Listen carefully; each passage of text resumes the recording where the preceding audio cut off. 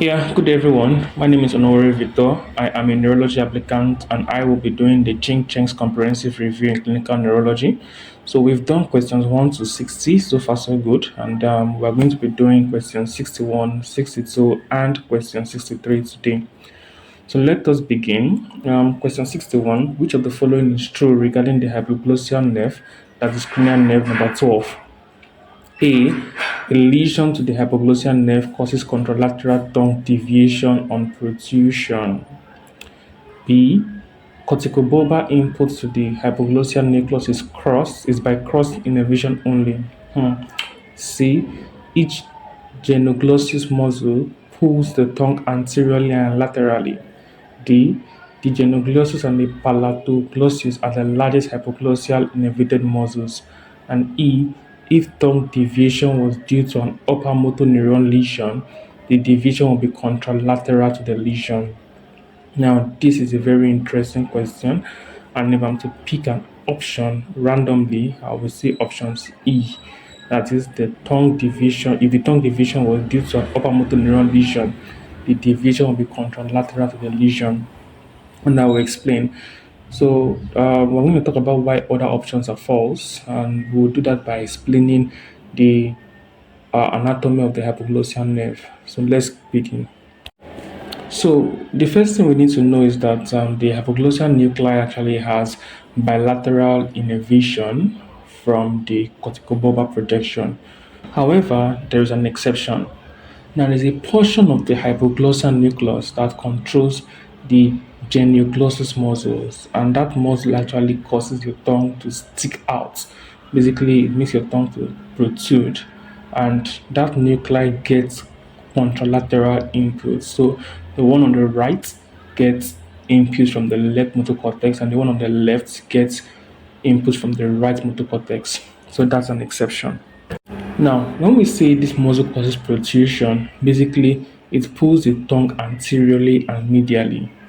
That means that if we have a tongue deviation due to an upper motor neuron lesion that affects the genioglossus projections, the tongue will deviate contralaterally, whereas a lower motor neuron lesion will cause ipsilateral tongue deviation. Now, it's important to note that the hypoglossal nerve actually provides innervation to all the intrinsic muscles of the tongue and three of four of the extrinsic muscles of the tongue.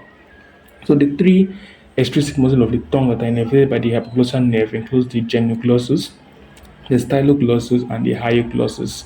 While the fourth muscle, extrinsic muscle, which is the palatoglossus, is actually innervated by the vagus nerve. So back to our question.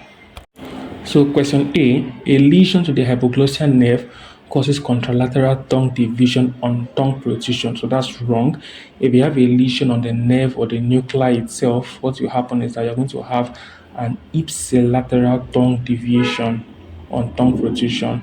Options B, corticobulbar input to the hypoglossal nucleus is by cross innervation only. So if you just establish that this is false, corticobulbar input is actually mostly by bilateral innervation, although we have cross fibers that helps to innervate a particular muscle, which is the genioglossus muscle.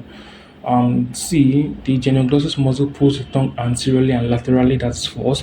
The genioglossus muscle causes the tongue to protrude by pulling it anteriorly and medially. D, the genioglossus and the palatoglossus are the largest hypoglossal innervated muscles. So we know that the palatoglossus is innervated by the vagus nerve, so that's false.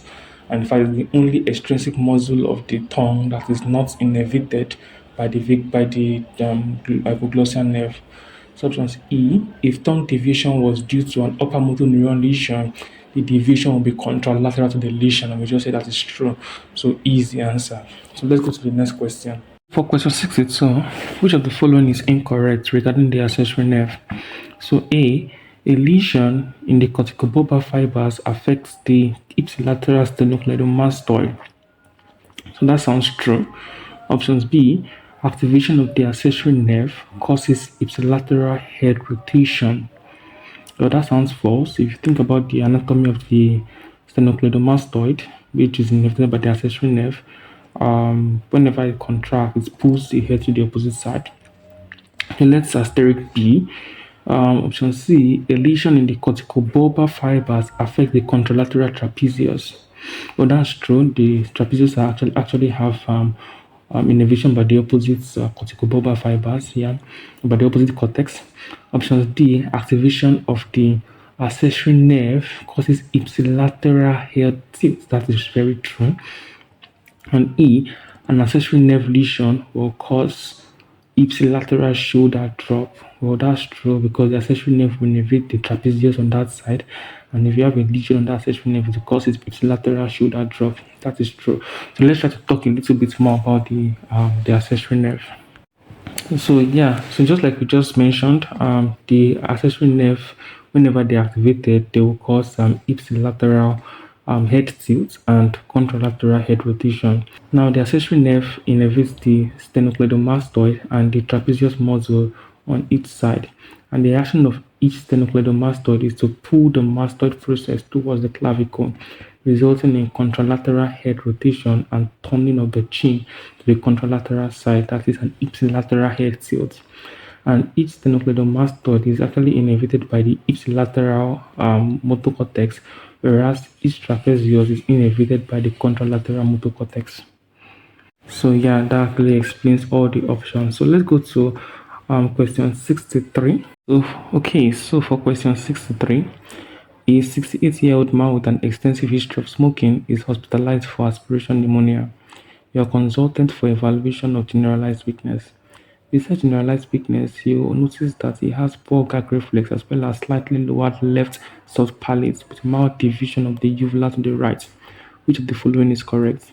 Okay, so A, we have the afferent limb of the gag reflex is mediated by the vagus nerve. That's false. The afferent limb of the gag reflex is again mediated by the glossopharyngeal nerve, while the efferent is mediated by the vagus nerve.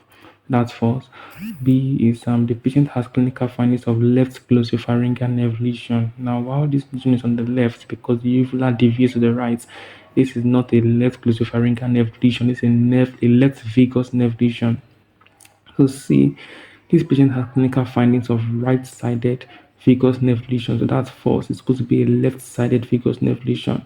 We have D, the efferent limb of the gag reflex is mediated by the glossopharyngeal nerve. That's false. We just said the efferent is mediated by the vagus nerve. And we have E, the gag reflex is mediated by the nucleus ambiguous, and that's true.